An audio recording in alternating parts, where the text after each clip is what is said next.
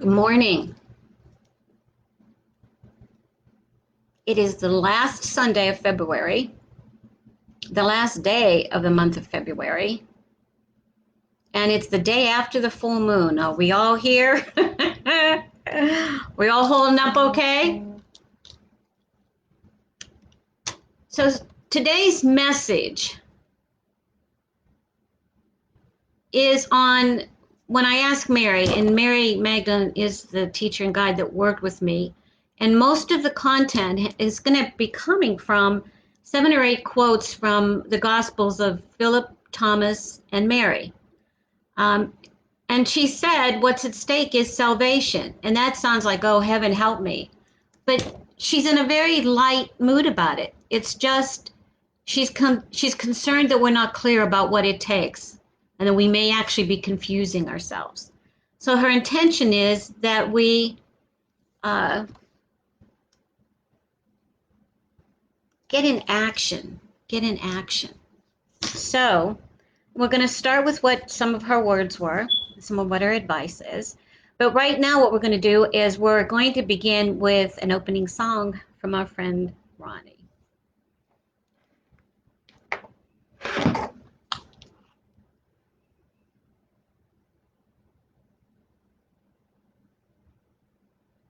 This song is called Do Not Leave Your Cares at the Door. The music is by Elizabeth Alexander, and the lyrics are by Norman V. Naylor.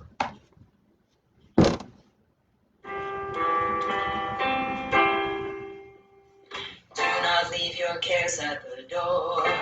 Do not leave them there when you come into this place. Be open to forgiveness and transformation. Come on in, you are welcome here. And do not leave your cares at the door. Whoa, bring your pain and sorrow and joy. There's a place for them upon the altar of life. Be open to forgiveness and transformation. Come on in, you are welcome here. And do not leave your cares at the door. This is a place of grace, of losing and finding the way upon the winding road. Meeting and parting, stumbling and starting over. Every story is sacred here, even yours.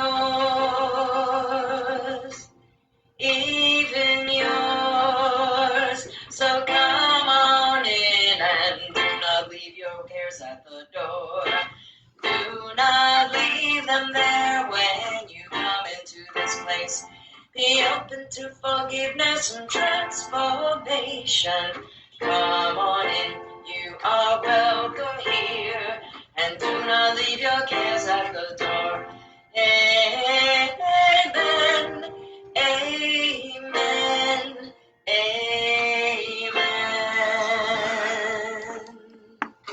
Thank you, Ronnie.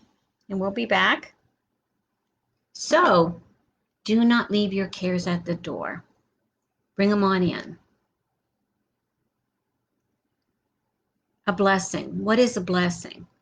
A blessing is a circle of light drawn around a person to protect, heal, and strengthen him or her. Life is a constant flow of emergence. Everything's happening. All the energies are going on around there. And there are people we love, people we know, people we don't know, who are in need. And the beauty of a blessing is its belief that it can affect what unfolds. When a blessing is evoked, a window opens in eternal time. So what I'd like us to do is just take a minute or so right now to send blessings out to those people in our life, near and far, known to us or not. And let's uplift the planet a little bit with our love, our energy.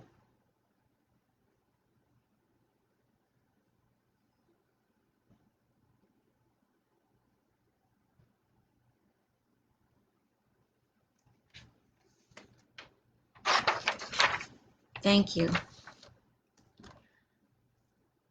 There are a lot of words and terms that are used here inside of what was used to elucidate me on the power of some of these quotations. Ascension, for example. The divine feminine and divine masculine energies, what are they? Salvation, what does that mean? Where are we going? And what's wanted and needed now? And I asked Mary Magdalene truly how close she's been to the planet and what she's been looking for. And basically, she's been very involved in making sure that her gospel got discovered, unconcealed, translated, and out here. And the first publication of the Gospel of Mary was, I believe they said 1955. 1955. So, what she's concerned about, she's concerned for us to be prepared for ascension and to get clear about what that is as we work on what we call our salvation. She calls it our ascension. And that ascension must include acknowledgement and understanding of the distinctions between the divine masculine energies and the divine feminine energies. This is not gender. This is not sexuality. However, inside of our gender, we may have more degree of one than the other. That could be by natural phenomenon, but it could be also be imposed by culture. But she wants us to be responsible for that and understand what it is. The effort of integration of both of these energies is about making the subconscious conscious. So divine masculine with a linear and rational thinking has access and lies inside of conscious thinking, active thinking, to-do thinking. The divine feminine, very present in religious teachings, but undercover. It's kind of subtle. And it was hidden. It was hidden as far as it's being spoken into the theology of Christianity, because that is a rational story. It's the story of Christ, which is told from a point of view of divine masculine, linearly, rationally, based on roles, format.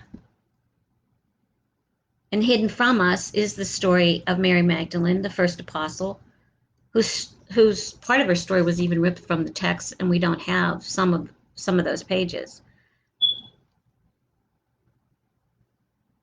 But it's the story of the feminine energies, cyclical, non-rational, the looking for what waits for us within. And that's why she thinks it's important for us to know about it now, and she wants her story told.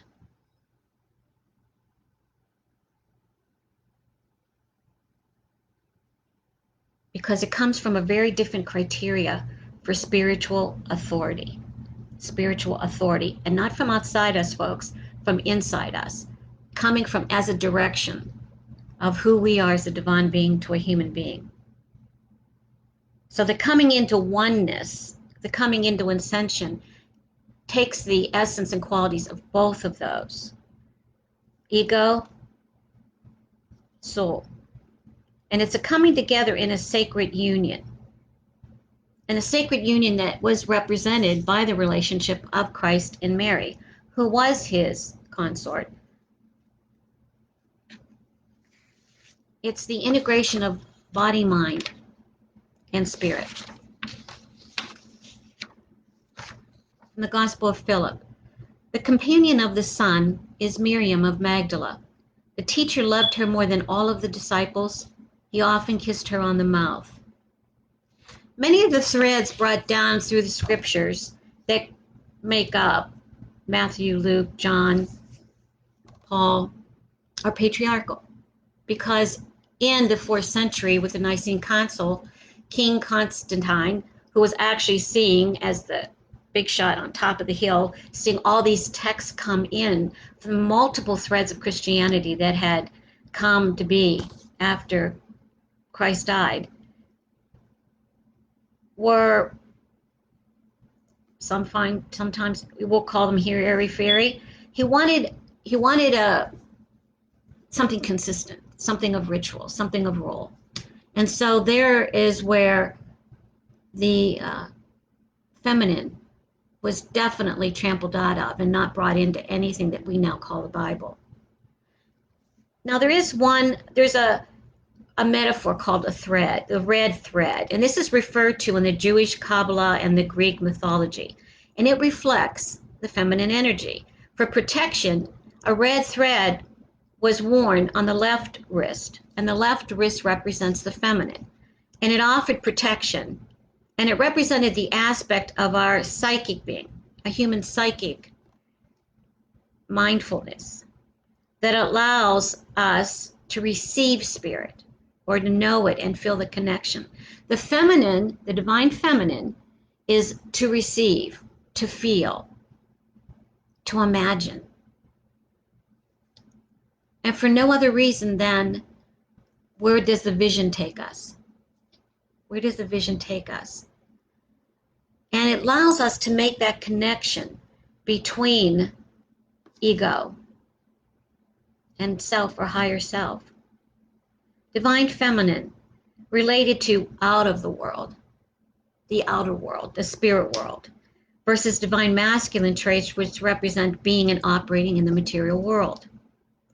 The exclusion of women as spiritual leaders was based on those old ideas of women not being as worthy as men, and so not as worthy to teach.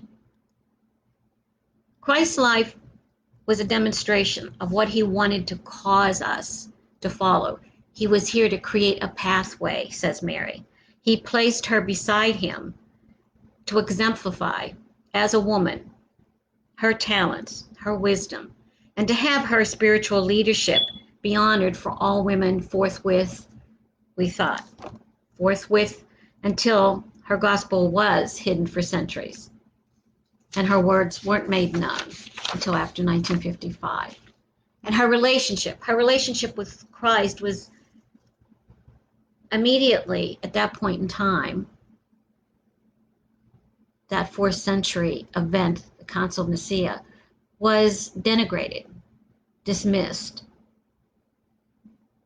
The theory behind her, the story behind Mary, to disempower her, to diminish the impact of her words, was to treat her as a whore, following Christ for ongoing forgiveness, living her life as a good person to make up for the bad person. We are not defined by our physical form, but rather by the depth of spiritual transformation and subsequent wholeness. Meaning, a person attains the spiritual authority to speak about Christ or to proclaim the good news, not because of what they look like externally, but because of how arduously they have worked internally at uniting the self with the soul. Integration of the coming together of the divine, feminine, and masculine energies. Salvation is an inward act of personal transformation. An ascension is not an act of moving up, but an act of moving within. It's to discover our goodness that can never be lost, our soul. The Christianity we haven't tried? Well, Mary thinks so, and it's a concern. From Mary, chapter 3, verses 1 to 3. Then Peter said to him, "You have been explaining every topic to us. Tell us one other thing. What is the sin of the world?" And the Savior replied, "There is no such thing as sin."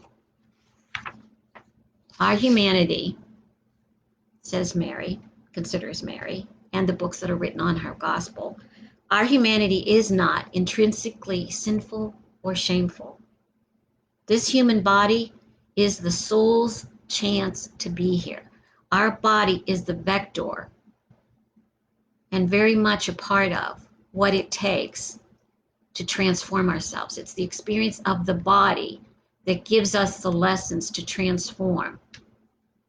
Sin in Mary's gospel is not about a long list of moral or religious laws. It's not about wrong action.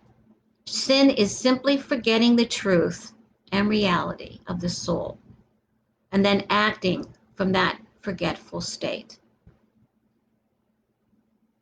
The imperative in Mary's gospel is to become the child of true humanity, which means fully human and fully divine. It means becoming fully conscious of the eternal, unbounded soul while here in this tethered, limited form. Salvation is not we do something and then we go to it. Salvation is here. It's available here. It's to be acted upon here. It's to be sought after here. This timeline, this plane. Mary had been led to her transformation of her spiritual integration of the divine feminine joined to the divine masculine and moving through those 7 what we'll call powerful challenges that we'll now describe as his, Christ's most beloved companion. She was able to receive a vision of Christ from within her heart. Her self and soul were one. Gospel of Philip. The mystery which unites 2 beings is great. Without it, the world would not exist. And Mary, chapter 4, verses 3 to 7. Be on your guard that no one deceives you by saying, look over here or look over there. For the child of true humanity exists within you. Follow it. Those who search for it will find it. And she's saying to us now, dear ones, that's the challenge of life. Christ's ministry was to offer peace, his peace, the peace of becoming one. He intended to be a demonstration in his life, with his life, not by his death. He walked a path not because he was the only one who could walk it, but for us to see it could be done. Salvation was intended to be a waking up to one's soul, not something to be earned by a force outside of us. Salvation was understood to be a bestowal of life, and to be saved was to be made alive. To be saved was to be made alive.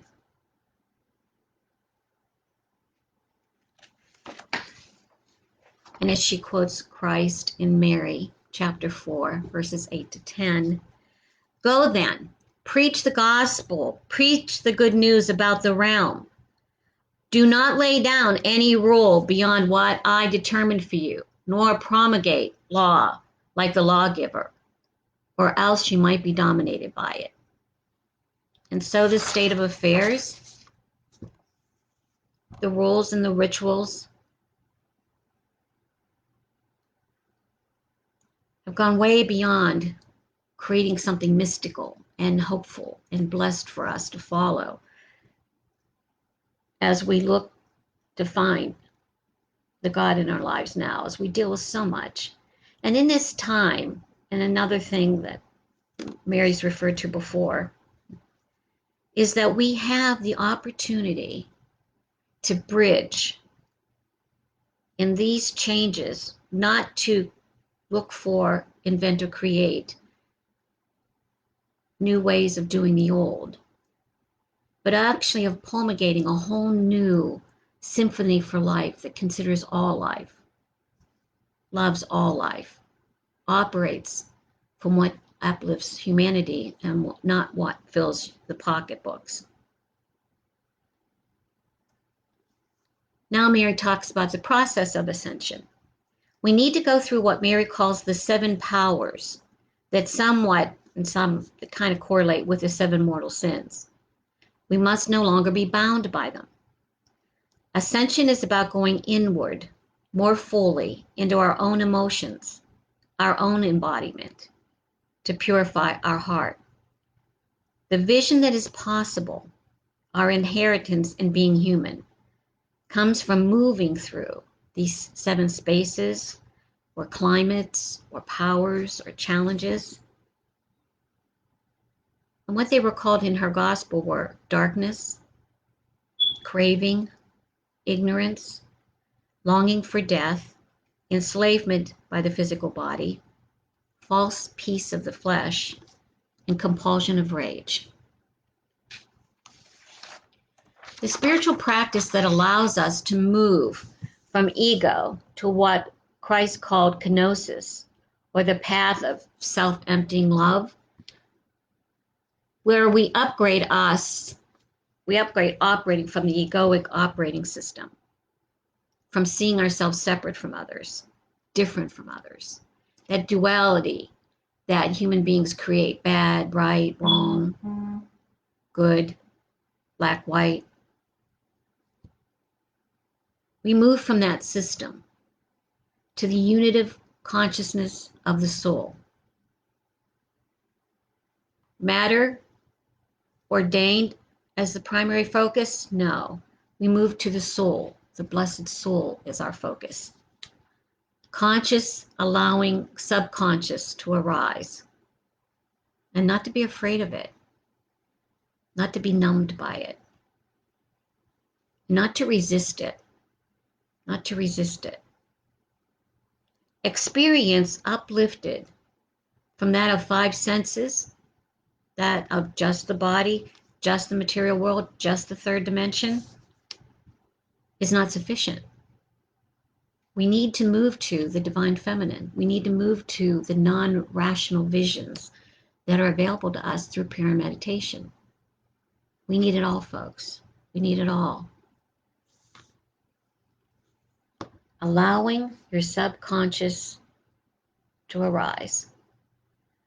This is the nagging I do about having you create those at least once or twice a day of 10 minutes of being still and listening for and being present to your other, allowing the other, your divine, to speak to you, to offer you, to create with you.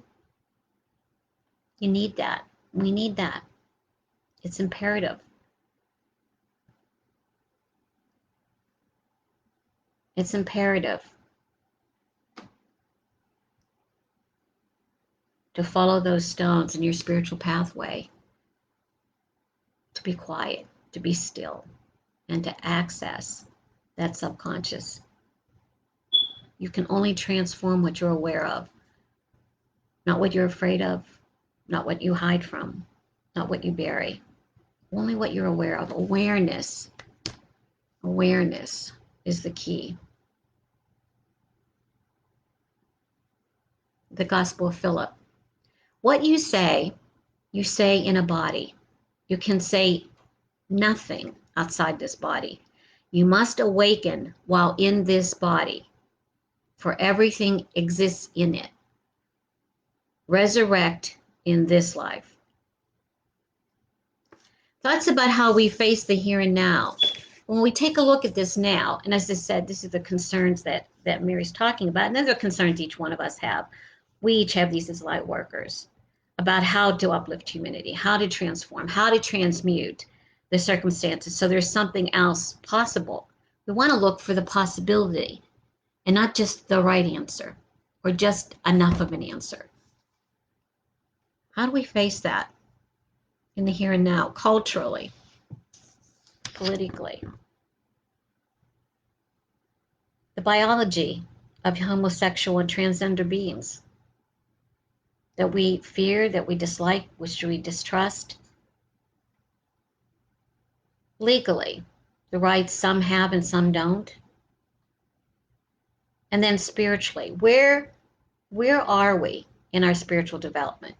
Do we have any sense of a direction? Are we allowing ourselves at all to listen for, tune into that promise we made before we birthed ourselves into this vast studio that we operate in, with a cast of characters and multiple storylines and all these circumstances? Did we forget? Did we forget what we were going to be about? What our business would be about?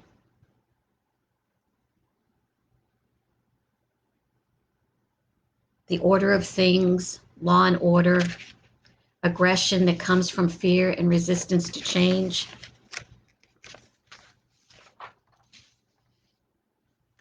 Clitoral mutilation, killing of girl babies, degradation of sex, and the imposition of a whore virgin theme that females must follow, or it's just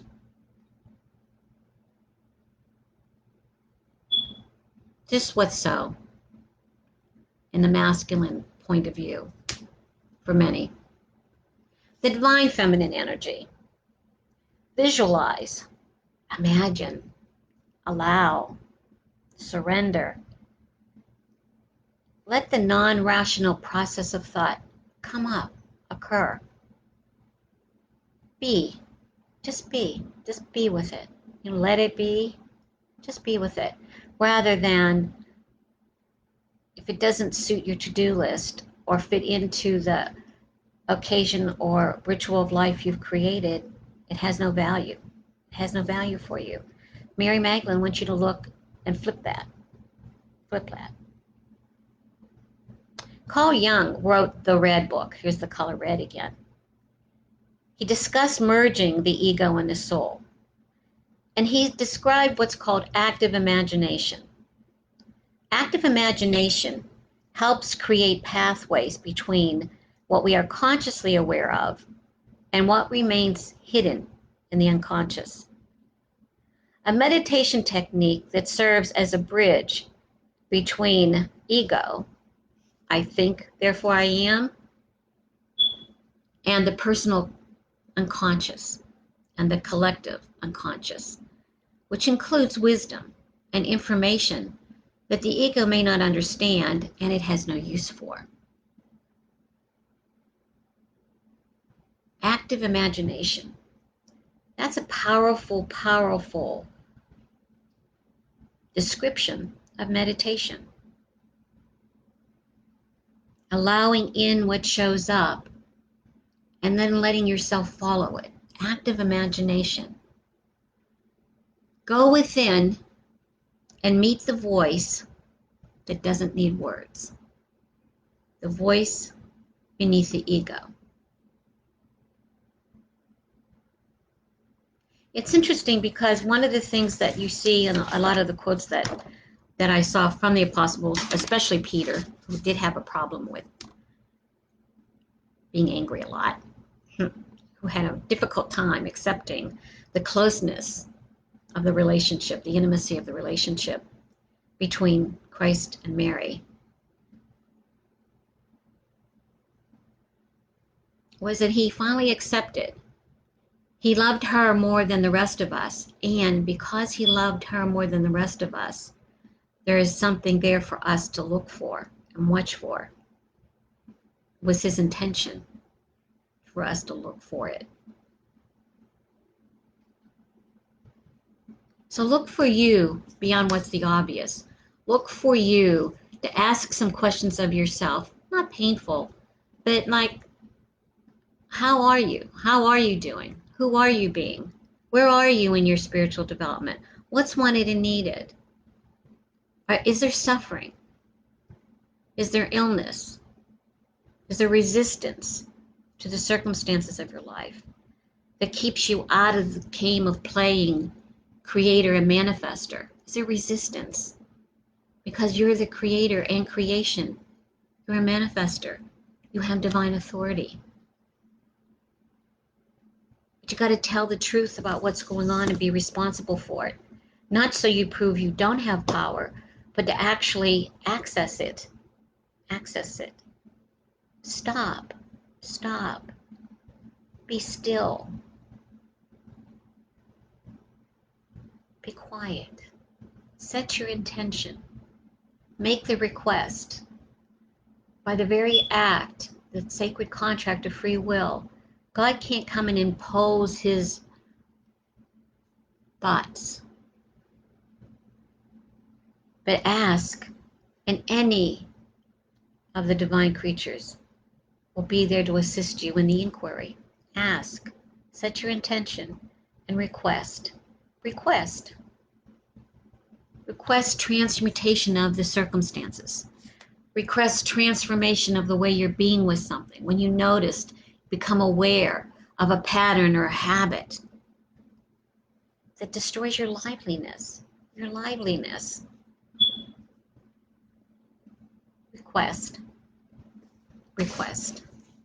All the help is there. But first, again, realize, come to some place in yourselves where you can hold, again, that you are a human being and a divine soul. You are a human being and a divine soul. You have access to both. This is an expression. Your soul is the intention. Your spirit is the intention. And without being in touch with the intention, out here, the magic that's possible for you won't manifest because you're denying the magic. You're denying the magic.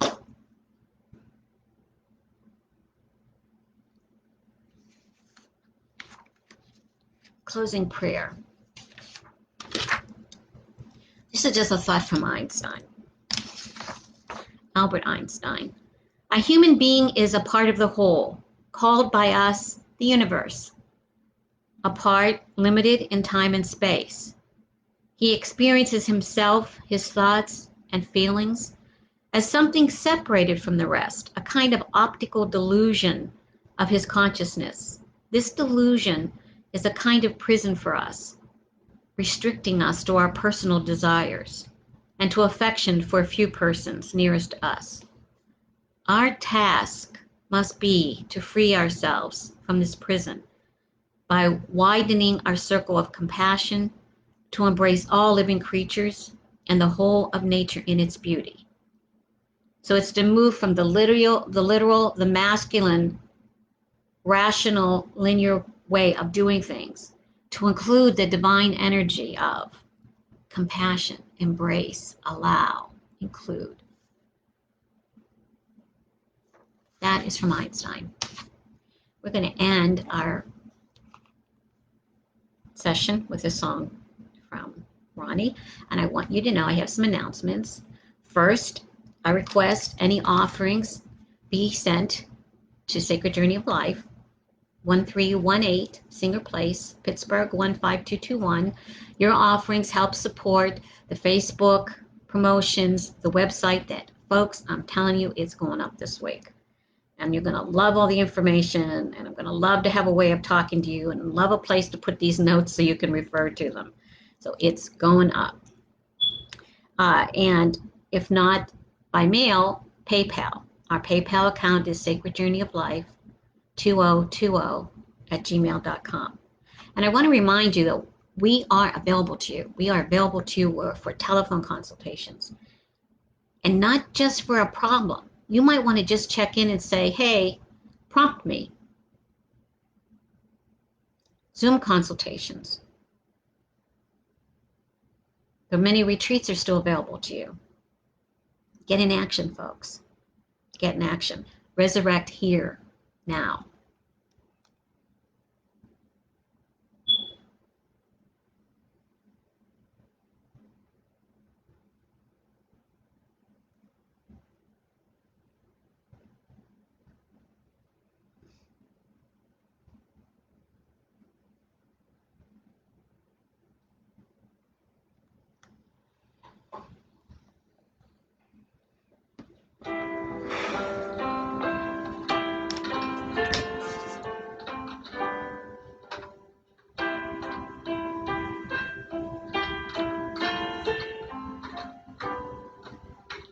There comes a time when we heed a certain call, when the world must come together as one.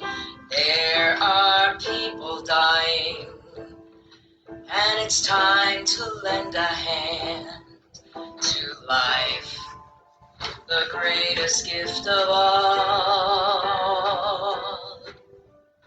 We can't go on pretending day by day that someone somewhere will soon make a change.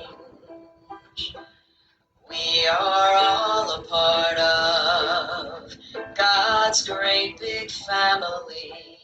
And the truth, you know, love is all we need. We are the world.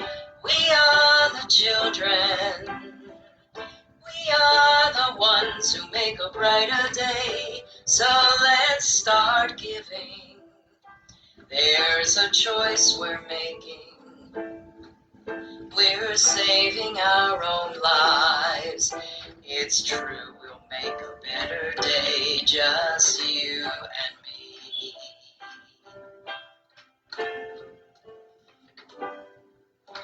Send them your heart, so they'll know that someone cares, and their lives will be stronger and free. As God has shown us by turning stone to bread, so we all must lend a helping hand. We are the world. We are the children. We are the ones who make a brighter day. So let's start giving. There's a choice we're making. We're saving our own lives. It's true, we'll make a better day, just you and me. When you're down and out, there seems no hope at all. But if you just believe, there's no way we can fall. Well, let's realize that a change can only come when we stand together as one. We are the world. We are the children. We are the ones who make a brighter day. So let's start giving. There's a choice we're making. We're saving our own lives. It's true, we'll make a better day, just you and me. We are the world. We are the children. We are the ones who make a brighter day. So let's start giving. There's a choice we're making. We're saving our own lives. It's true, we'll make a better day, just you and me. Yes, it's true, we'll make a better day, just you and me. Yes, it's true, we'll make a better day, just you and me.